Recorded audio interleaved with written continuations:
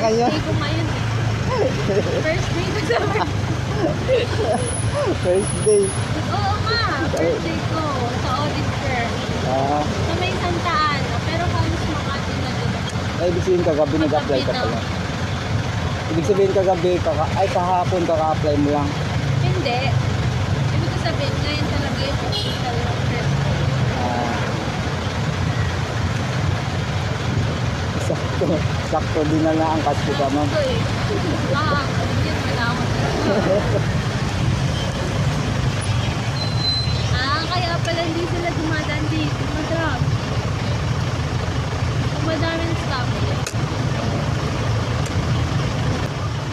Pero before may trabaho ka, Wala, first stop ko to.